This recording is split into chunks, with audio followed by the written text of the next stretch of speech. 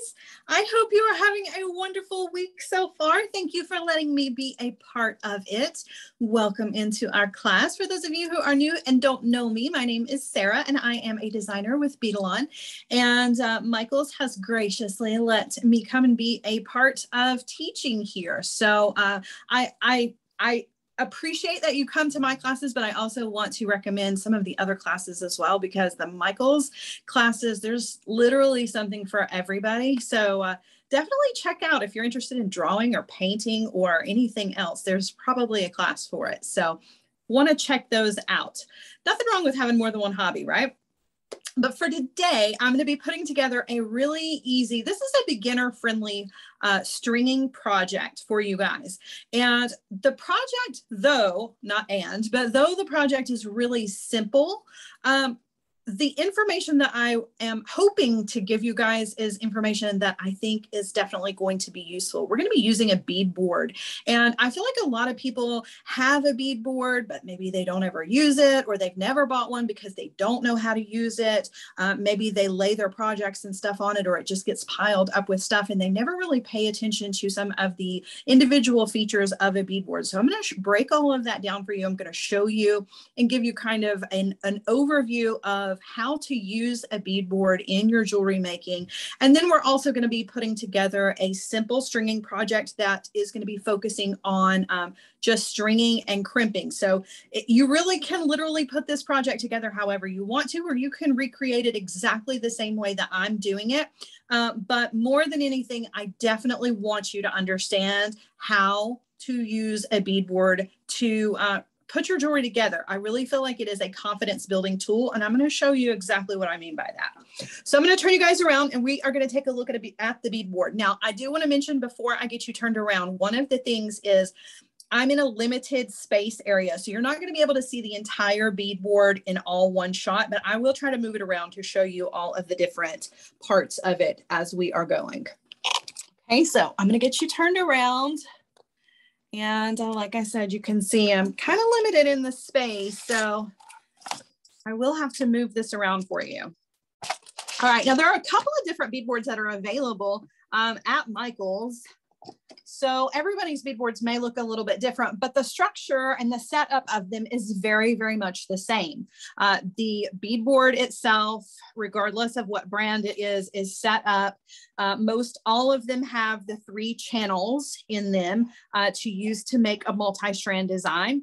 Almost all of them have both inches and your centimeters here for your measuring. I find that using the inches on the outside edge is the easiest. That's just personal preference. So I tend to work in this outer channel of the 3 that is here. Almost all of them as well have little cups where you can put your findings and your beads. There's usually a large one. You can even cut out pieces of bead mat to lay in here. This one fits a sticky bead mat if you want to put that down in there. I like to put all of mine in just like little cups. And then that way they don't commingle, if you will. But you have measurements that go all the way around. So you've got the measurements that are going to come all the way around to show you the drape and to give you the measurement, but they also go around the back as well.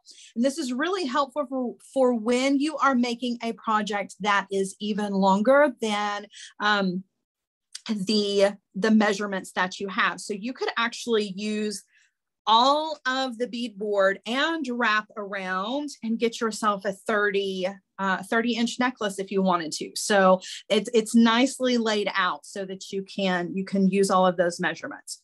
Also on the back, this back channel, you can actually flip your beadboard around and use your back channel to lay out bracelet designs. So this is definitely helpful for more than just making necklaces. You can flip it around, lay out all of your bracelets, figure out what the middle is, and work outwards to create a bracelet design. Now, I said right before I turned you guys around that this is a confidence building tool, and I definitely think that is definitely the case.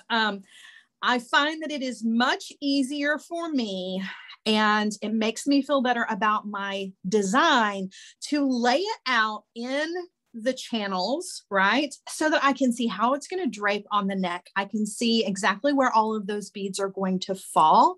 And it's easier than just working with a blank slate, right? You just lay all your beads out onto a flat bead mat, and maybe it's harder to visualize. Maybe you're not really feeling where things are going to go and how it's going to hang on the neck. So this really gives you the opportunity to lay it out and change it around before you commit to exactly the way you want your design to look. And that really helps overall when you are creating your jewelry. So let's talk real quick about the 3 channels that are here. Excuse me. So when we are making multi-strand designs, I will just give you a little brief overview. So your outer channel here is 1/2 inch from the next channel and 1 inch from the inner channel. So basically you're working with, if you were doing a multi-strand design and you were using all 3 channels, you would have your main longest drape here. The next drape would be 1/2 inch shorter than your outer drape, and your inner one also another 1/2 inch from the middle, but a full inch from the outer. Now, the reason that I tell you that is because for me personally, now this is just personal preference, I only work with this outer and innermost channel because I find that my designs tend to be a little overcrowded. 1/2 inch of space is just not quite enough room for me to fully appreciate all 3 drapes of a necklace. Now, that doesn't mean that you can't do that. And if you're using smaller beads, it's certainly appropriate. But the bigger the bead, the more crowded the area gets if you're going to use all 3 channels. So I like to use the outer and the inner so that I have a full inch between both strands, and you really can see the beauty of each one of those strands. Something else to mention is that when you are measuring beads within the channels here, right, you're going to lay your beads out. The measurements for your design are based on the path of not necessarily that inner stringing material, but kind of the path of the outer edge of your bead. Now, why is that important? It's important because you could very nicely lay out 8mm beads into your outer channel, and your measurement is going to be very, very close to exact, right? It's not, none of your measurements are going to be exact. There are a lot of variables there, but you lay out your 8mm beads and they're going to be very close approximately to the actual measurement. But when you lay in a bead that is larger, right? We're just going to use one of these beads for an example. Okay. So when you lay a larger bead, larger than about an 8mm bead, you have to remember that this is not where this is actually going to hang on your neck. So you kind of have to adjust the math just a little bit, right? So the larger the bead, the more crowded, obviously, if you're going to do a tiered design. But even if you're not, you're going to do a single strand design, the outer edge of that bead is the actual measurement. So when you're using a larger bead, a lot of times I'll put them to the outside edge of that inner channel because I'm measuring this surface area, not the path of the cord on the inside. Does that make sense? Because once gravity kind of takes over for the design, the bead is really going to kind of hang down this way, right? And this is going to be your actual measurement, not through the center of your bead. Okay, just little things like that I think people find challenging and they get frustrated with, because when they lay their beads out and then they go to make their necklace and they crimp the ends, they realize that it is not exactly the measurement that they thought it was going to be. And so it becomes a challenge. You have to take in to consideration all of those little things, like, you know, the size of your beads and the placement within the channels and things like that. So just they're not hard things. They're just some things to keep in mind as you're working. Okay. All right. So now that we've talked about the overview of the beadboard, we're going to lay out a design.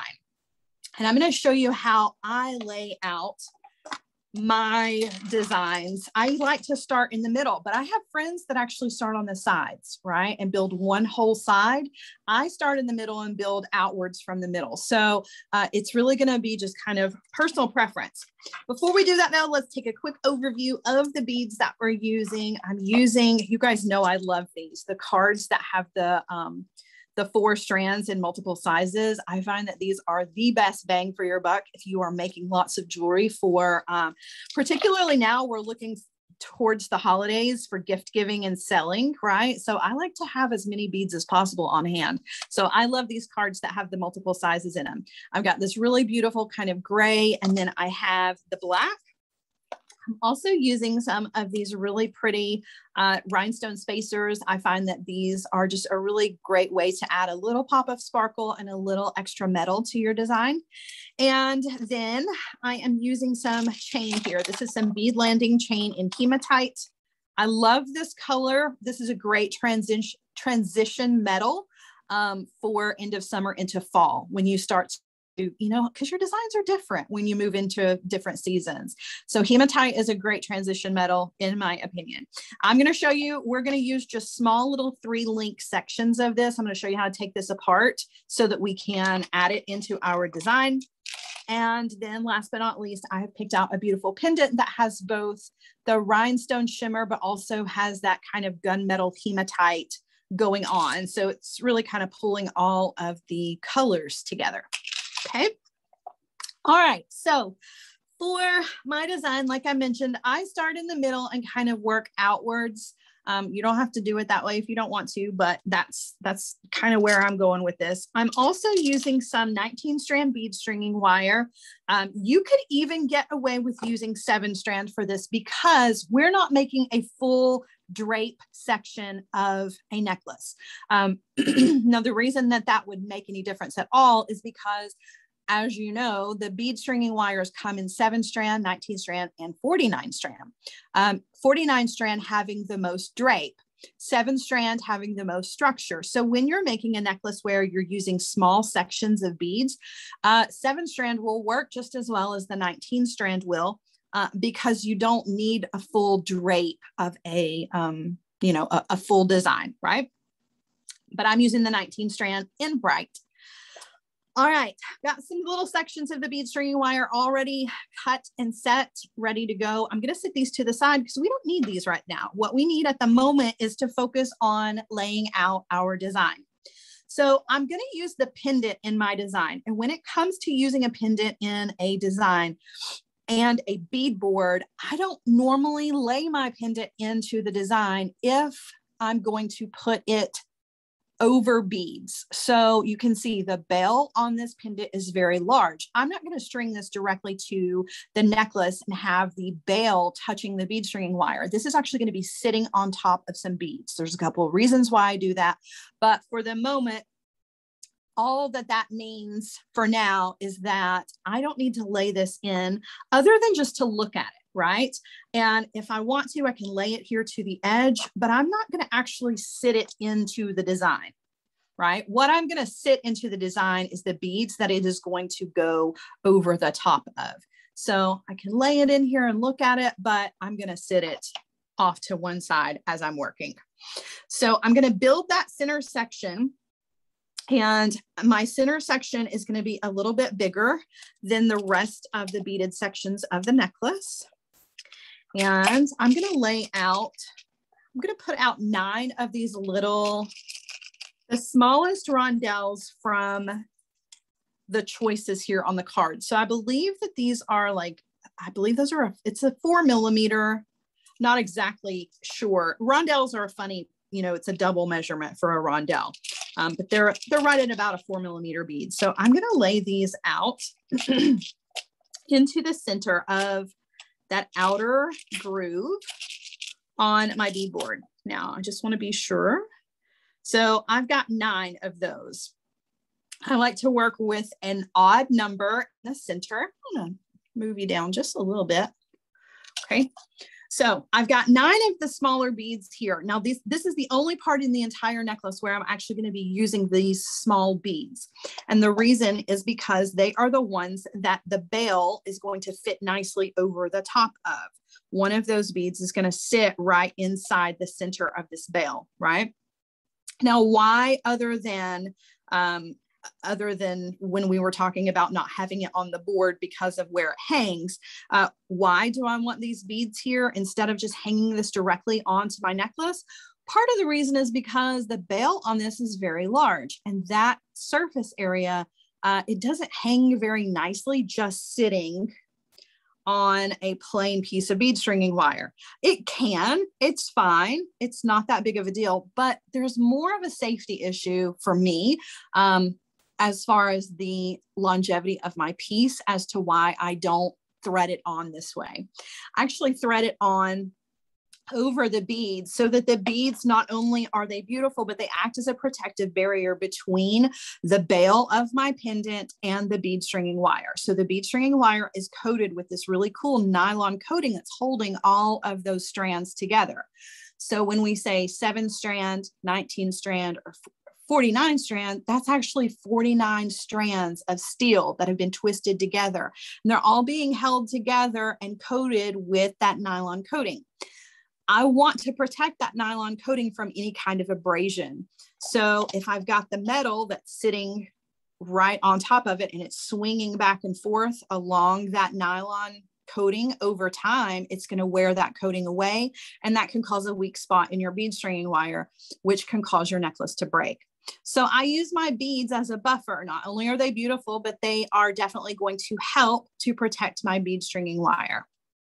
So that's my reasoning behind that, right? So I have my cute little section of baby beads here in the middle, and then I'm going to continue to build out from this. So I'm going to step up in the beads. I'm going to bring in some of those really pretty silver rondelles. I'm going to put a rondelle on either side. Now, like I said, I work from the center working outwards. Some people do all of the left side and then make the right side match it. Totally up to you. I'm going to bring in the little rondelles. Now, these are kind of challenging to sit into the grooves here because when you lay them out, right, they naturally want to just lay flat, but that's going to mess up your measurement. So you want to be sure. The rondelles are the same way. If you can get them, at least to get a more precise measurement, if you can get them to lay exactly the way they should, you know, if you can get them to sit inside that channel, then you'll get a better overall measurement of the piece. So you can see I just very carefully sat those spacers up, right? Not saying they're going to stay there, but at least for now, I know where my measurement stands. Okay. So I'm going to put 2 larger black rondelles on either side here. And again, just laying them in there carefully so that I can keep an eye on that measurement. And 2 more rhinestone spacers on either side, trying to sit them upright like they would look in the actual design.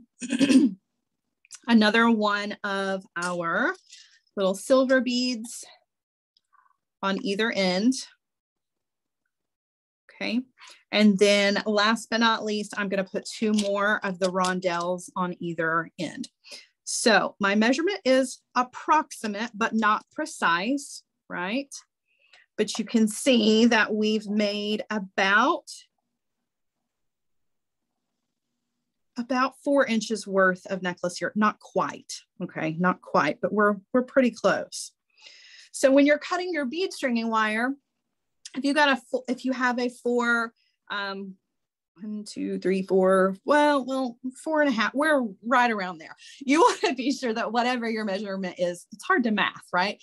Whatever your measurement is for your beaded section, that when you are cutting your bead stringing wire, that you give yourself at least 1.5 to 2 inches of extra bead stringing wire on either end so that you can go through your wire guardian and your crimping process, right? That's important. You can't just cut a straight 4-inch piece of bead stringing wire here.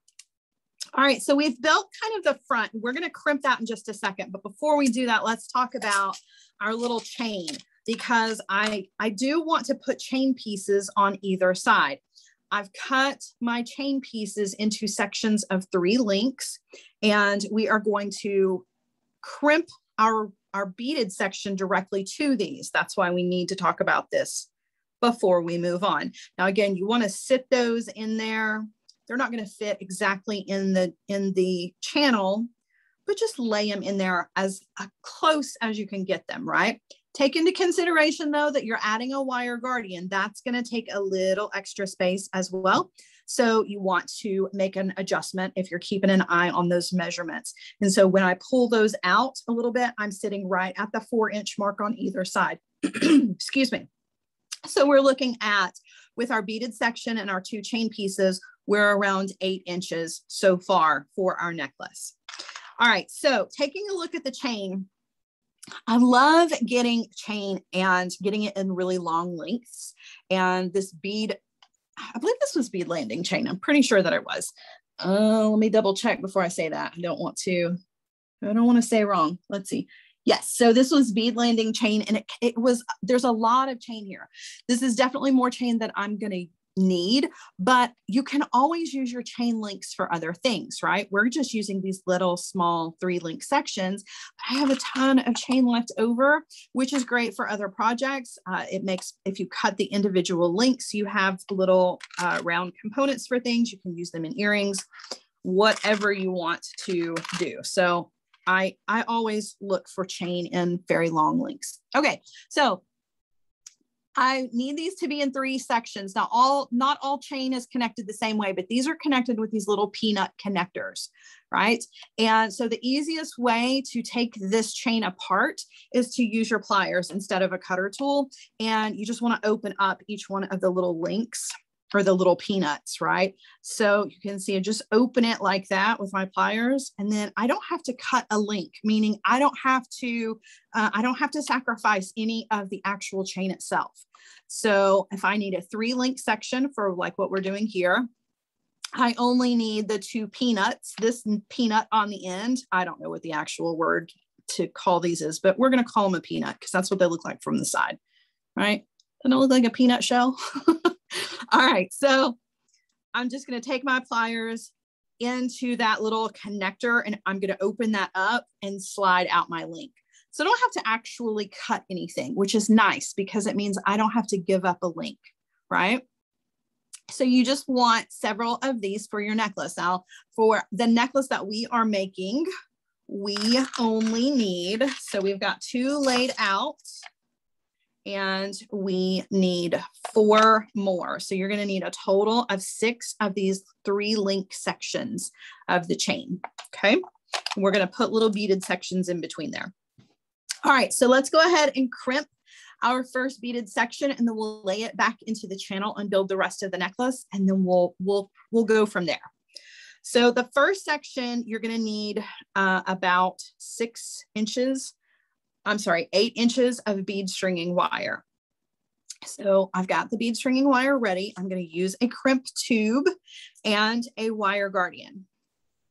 And we are going to attach this directly to one of our chain sections.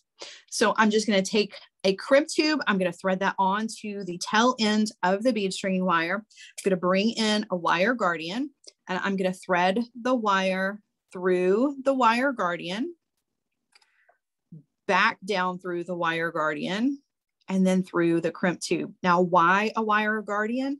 Think back to when we were talking about the beads and the bail, right? The beads act as our protective barrier between the metal and our bead stringing wire. That's the same thing with the wire guardian. The wire guardian is going to protect your bead stringing wire from whatever hardware, right? I forgot we need to attach this directly to our chain though. So, but that's the reason for the wire guardian. It is protecting that, the bead stringing wire, because it sits in that little channel and it's not going to be rubbing up against any hardware like our piece of chain. So before I take my bead stringing wire back down through my crimp, I'm going to thread this onto one of the links of our little chain piece. I'm going to take the tail end of that wire and I'm going to thread it back through our crimp tube, and then I'm going to pull all of that up close to our wire guardian. Now I don't want it to crowd out the wire guardian. I don't want it sitting super, super close. A little wiggle room in there is necessary. You also want to be sure that your bead string and wire is not crossing within the crimp tube. You want to be sure that those two pieces of bead string and wire are running parallel inside the crimp tube. So they're not going to touch each other, because when we come in with our crimper tool, you'll see the crimper tool has two notches in it. And that back notch, the one that is closest to the handles of the tool, has a little tooth in it. That tooth is going to bite down onto the crimp tube, and it's going to further separate out those bead stringing wires within the crimp. That also is going to help to protect them so that they're not touching each other, they're not pinching each other, and they are not going to rub away that outer coating. Okay, so take your crimp bead, put it inside that back notch of the crimper tool. Again, making sure your bead string and wire is separated, and give it a crimp. And you can see how that tooth comes down and it actually further separates out those wires within that single crimp tube or crimp bead.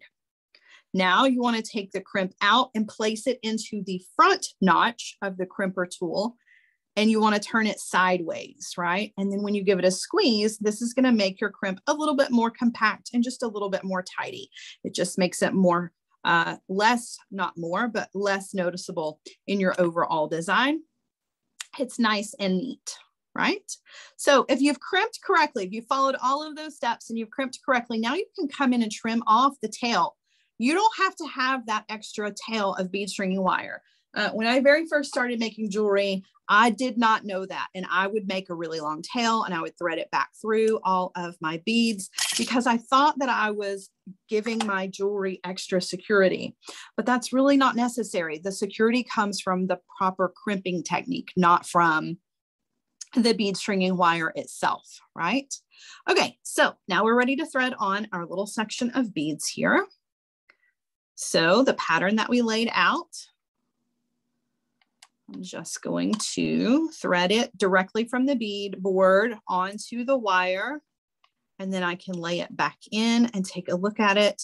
And when it's on the bead stringing wire, I know for sure that I can get a better measurement because all those rondelles are sitting the correct way, right? None of them have fallen over or are laying to the side. So that's going to help you with your measuring. Okay, I'm going to thread on all of our little rondelles, and don't forget to thread on your pendant at this point too. So I'm going to put all of the rondelles on.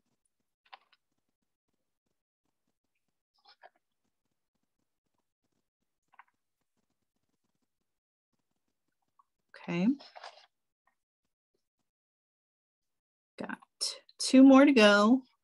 And then before I move on to those bigger beads, because that pendant bail will not go over those, we're going to put our pendant onto the beading wire. So bringing that on, and you can see now it's going to move on you until you get your complete piece of jewelry, right? Or until at least you get this section, and then gravity is going to help to bring it to the center.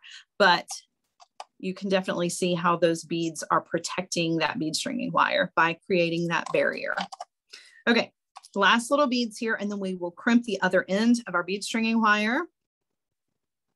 So just threading on my beads.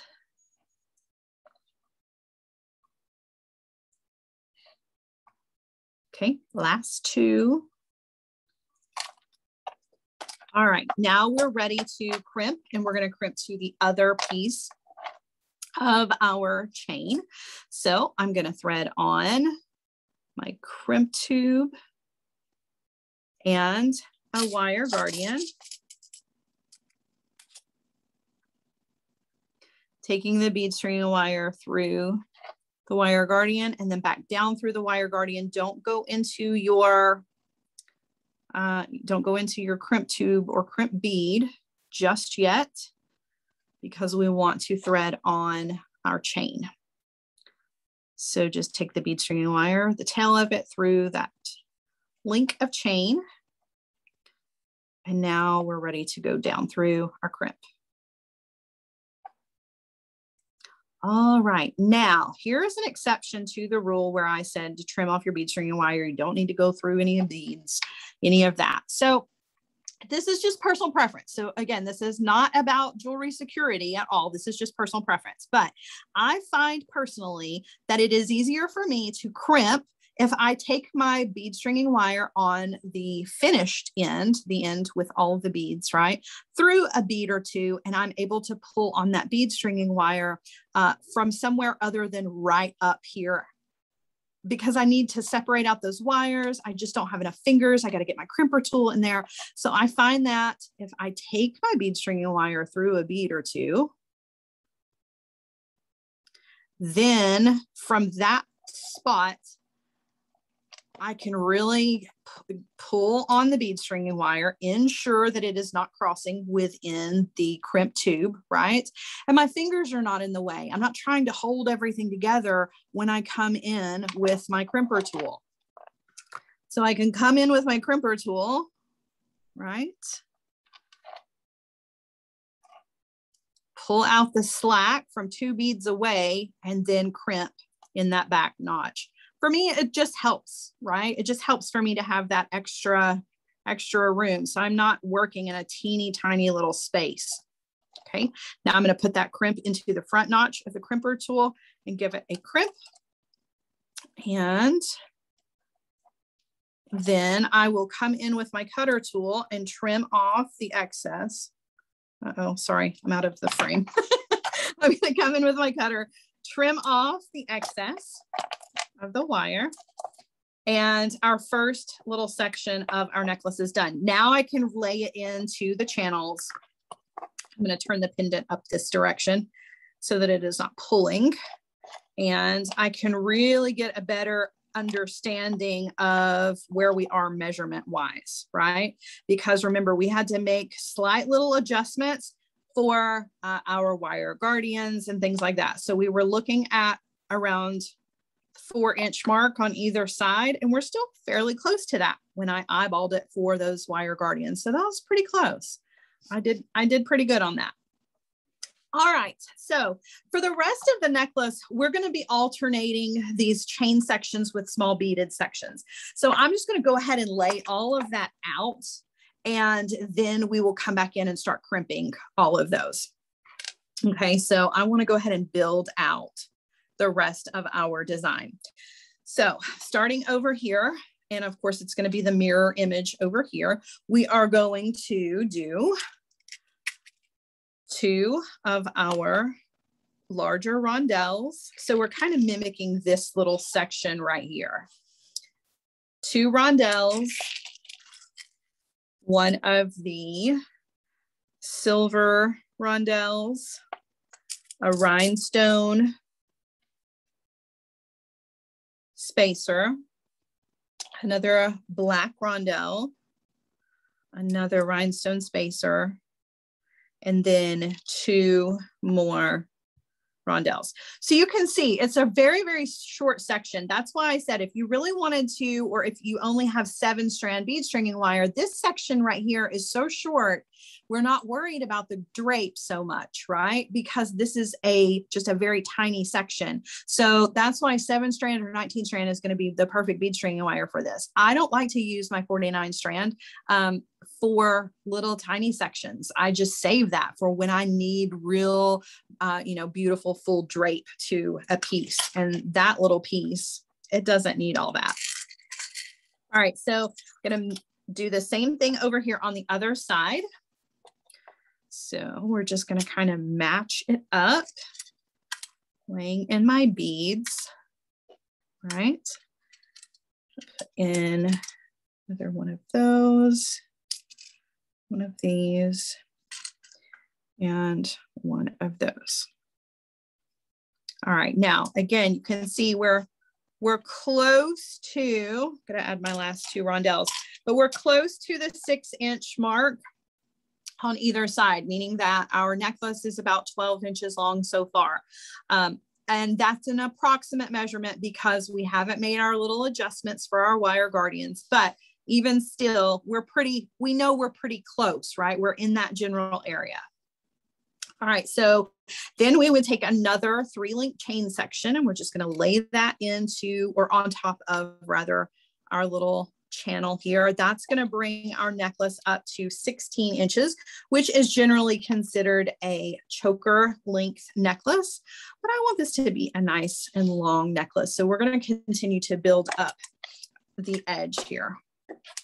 And this is where not being able to see the full beadboard is kind of tricky, but we'll do the best that we can. So I'm just repeating the beaded sections. It's just 2 rondelles, one of our silver rondelles, a rhinestone spacer, another black, a rhinestone spacer, another little silver bead, and 2 more rondelles. Okay, so it's just repetition, and I'm going to do the same thing over on the other side. So 2, a little silver bead, a rhinestone spacer, black bead, a rhinestone spacer, a silver bead, and 2 rondelles. Okay, so now I'm going to add my last 2 chain pieces. And when we lay these onto the beadboard, we're going to get another approximate measurement. So we're right around the 12-inch mark on either side, meaning our necklace is going to be around 24 inches. That is without a clasp and without the wire guardians that come in between our sections, right? So we have to take all of that into account. So when we take into account that our clasp is going to be 2 jump rings and a lobster clasp, or whatever kind of clasp you're going to want to use. Mine is going to take up about 1 inch of space. So even though on the beadboard it says that my necklace is going to be around 24 inches long, I can know for sure that at least 1 more inch, it's going to be 25 inches. And it's also going to be a little over that, probably a full 1/2 inch worth because of the wire guardians, maybe even another full inch. So we're looking at a necklace that's between 25 and 26 inches long. That's kind of a strange measurement for a necklace, but you know, that's just kind of how we ended up with our project, right? So I'm not mad at it. I'll take it for what it is, but our measurements are not exact, okay? That's really kind of the point that I'm trying to get across here. You use your beadboard to really see your work and to feel good about what you're putting together and to get an approximate measurement. You're never going to get an exact measurement until you're finished and you can lay it all out flat and use, you know, a ruler or something. This is just going to get you in the ballpark as close as possible. Okay, so now what we need to do is just put the rest of this together, right? Because all we have done at this point is just laid it out. So I'm going to work a section at a time. We've got 4 more little beaded sections that we need to put together. So I have 4 pieces of bead stringing wire that is pre-cut to 6 inches. And I'm going to just repeat the steps that we have already taken. So I'm going to take my crimp tube, thread that onto the end of my bead stringing wire. I'm going to grab a wire guardian, threading that on. Okay. And then I'm going to take the wire guardian, the bead stringing wire back down through the wire guardian. And before I take it through the crimp, I need to put it on this piece of chain that's already attached. So we're working on the other side of the chain here, the end link, and take that wire through the tube. Okay, and now I'm going to come in and crimp. So making sure that the wires are not crossing inside the crimp tube. Give it a good squeeze in that back notch. And then we are going to put it in the front notch and just tidy it up. Okay, so now we want to come in and trim off the excess bead stringing wire. So I like to trim that as close to the crimp as possible, right? And we are going to thread on our beads. And this is really just all that is left for our project. We're just going to continue following these steps until we have each side of the necklace done. Now at this point, because I have laid everything out, I am going to work just on one side and then I'm going to go over to the other side. You can continue working a little on the left and a little on the right if you want to. But since my design is already built out, it doesn't make that much of a difference, right? Oh, I forgot one of our little silver beads. Where did it go?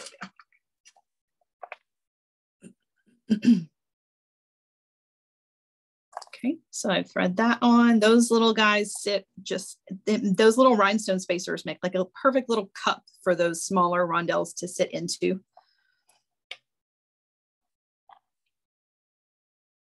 Okay, all right, threading on our crimp tube. Threading on our wire guardian.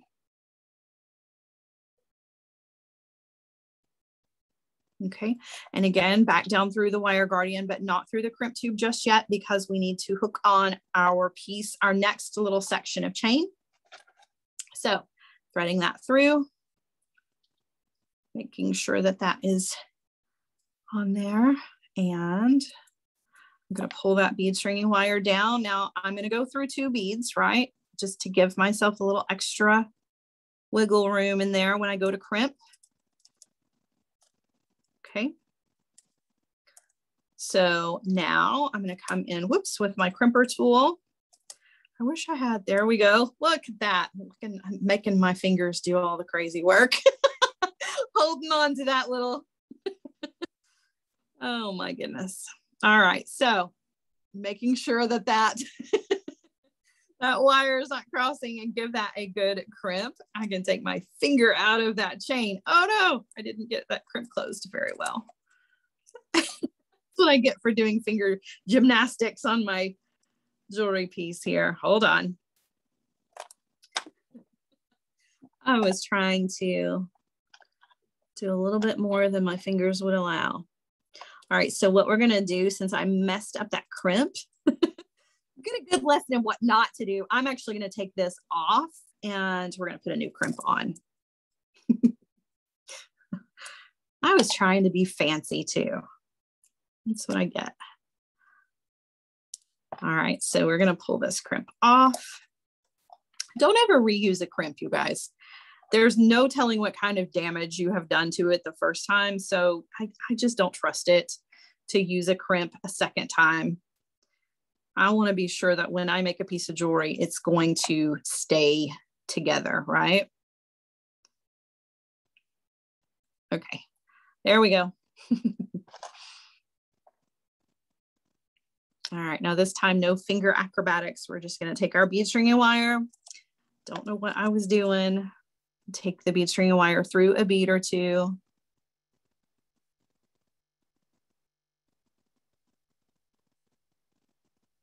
Okay, and pull. Make sure that your wire guardian and your crimp tube, there's daylight between them, okay? You don't want them to be crowding each other out, okay? Give that a good crimp.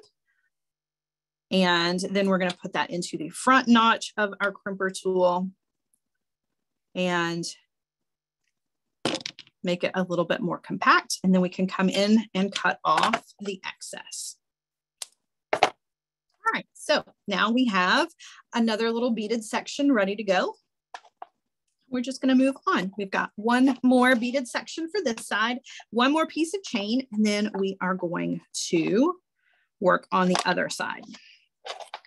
So there's the end of that, just getting it ready. So we're going to go straight into another crimp. So crimp tube, wire guardian,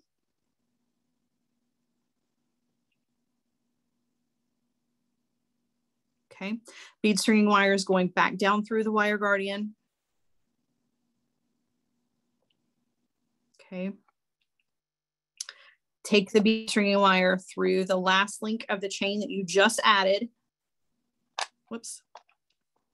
I really do need an extra hand today. Okay. Then take the bead stringing wire through the crimp tube. Making sure that those wires are not crossing within the crimp tube or the crimp bead, either one. I just prefer the tubes. That's just me, but they both work exactly the same and will work perfectly for your bead stringing projects, right? Either one. I just like the tubes because I got a little bit more surface area. I feel like with the crimp beads, I tend to mash them, and I don't mean to. I'm a very rough jewelry maker. All right, trimming off the excess wire and moving right on to the next beaded section. Okay, so we're just kind of repeating our pattern. 2 large rondelles, a smaller rondelle,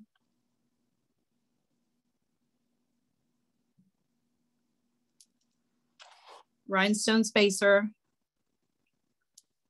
larger rondelle, rhinestone spacer, and then the same thing, smaller rondelle and 2 of the larger rondelles. Okay, speeding up a little bit here so we can get through this entire necklace because I want you to see what it looks like hanging, right? So you can appreciate how fun our project has been. All right, another crimp tube coming in and another wire guardian. Right. So bead stringing wire through the wire guardian, down through the wire guardian. Don't go through the crimp tube or crimp bead. Thread on your last piece of chain for this side of the necklace. Okay, now go through your crimp. Take your bead stringing wire through a bead or 2 if you choose to, right? You don't have to do that. I just like to do it. I feel like it helps. Okay, now we're going to come in with our crimper and crimp. Turn that crimp sideways, put it in the front notch of the crimper tool and crimp again, just to tidy it up. Okay, trim off the excess. All right, so we've got one whole section, right? So now when I lay it in to the channels here, you can see now that we have one whole side completed without, you still have to remember, we don't quite have our last inch for our hardware, but we do have all those wire guardians in there and that spacing. So we're still pretty close to 24 inches on this side, right? So we were pretty close. That's why I say it's going to get you as close as possible without giving you an exact measurement. So I can expect the same thing on the other side. So we're going to end up with about a 25-inch necklace, right? All right, so just working on the other side, we've got 2 beaded sections left and 2 more little chain sections, and we'll be done, right? I will let you guys go for the day, but you guys, I'll be back on Saturday with another class for you guys if you like to come. We're doing another stringing project, and we'll be using some memory wire included in a necklace project, so that'll be a fun one. It's definitely a unique take on memory wire. All right, so threading that through, we're threading through our chain link as well. Take that wire down through the crimp.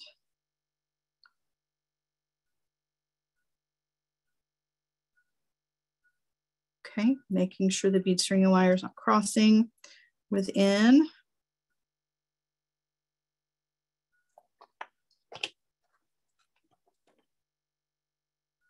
Okay, crimp, and then you want to turn that sideways and put it in to the front notch of your crimper tool. And then you want to come in with your cutter and trim off. I don't mean to move out of the frame when I do that. I just have to get a little closer to the crimp to make sure that I can see it. It's because you guys are, my hands are a little bit far away from my face in this working scenario here. So bring it up and get a better look at it. I want to be sure that I get it crimped correctly. All right, so we're just threading on those beads again, repeating our little pattern. I'm missing, no, I'm not. Thought I was missing one of those silver beads, but I'm not. All right. Okay.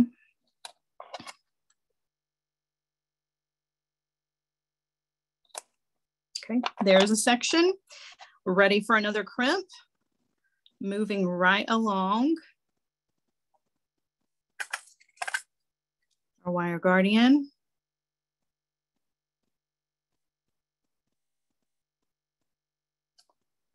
Down through the wire guardian.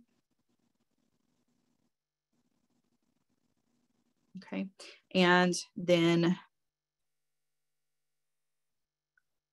through our chain, down through the crimp. Take the bead stringing wire through, a couple of beads if you choose to.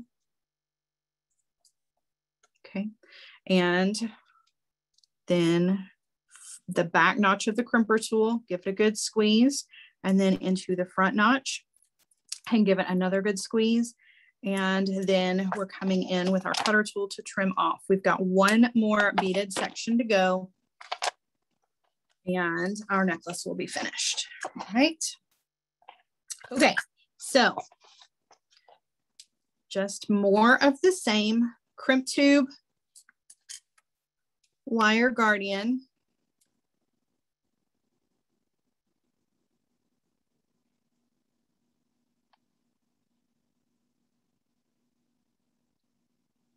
okay, through the chain that we just added.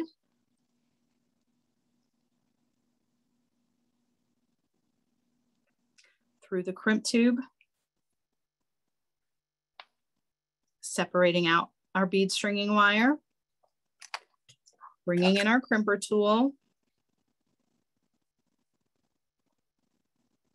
squeeze, turning it sideways, giving it another good squeeze, taking a look at it where I can see it, and trimming off the excess. One more beaded section, you guys. So two rondelles, or two of the large rondelles rather. A smaller rondelle, rhinestone spacer, larger rondelle, rhinestone spacer, small rondelle, and we're going to finish that with two of the large. And we are going to crimp that directly to our last little piece of chain. Okay, so same thing, crimp bead on, crimp tube on, whichever you're using, wire guardian. Oops. Okay, down through the wire guardian. And then through our last piece of chain. Take your bead string and wire through a bead or two.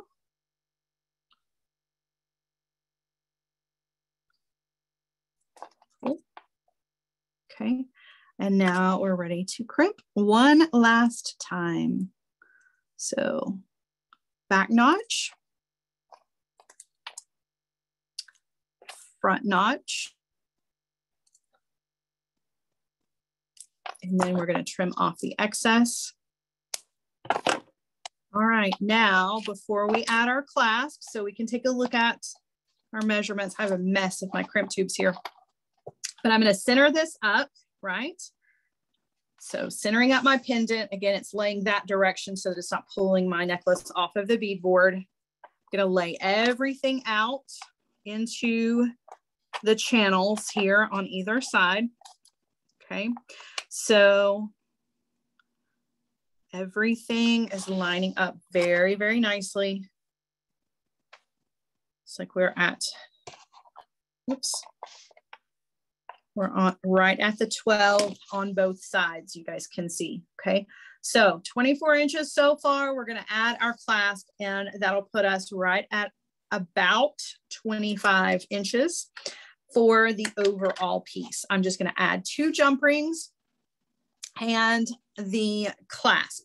So that's only going to add 1 inch to mine. However, if you're using a larger decorative clasp, you got to take into consideration all of that for your overall measurement as well. So a jump ring on one side, and I'm going to add my clasp and close that back, right?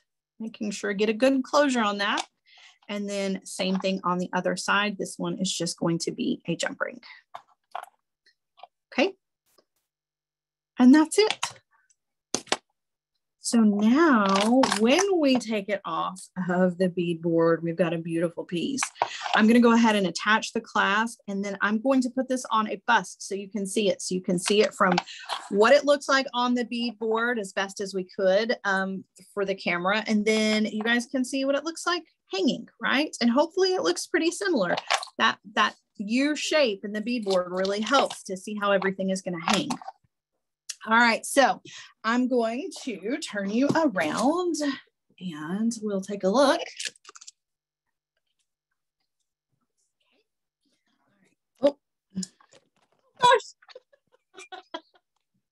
Really? We get all the way to the end. All right, I'm just going to hold you. You've just fallen off of the tripod, that's all. I'm going to hold you with one hand.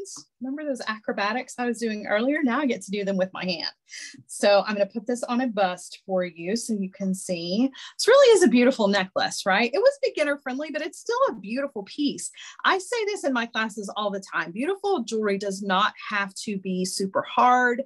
You don't have to use every technique and skill that you've ever learned to create a beautiful piece of jewelry. So there you go, you guys. That big pop of blue in the center was just perfect with the black and the silver in that.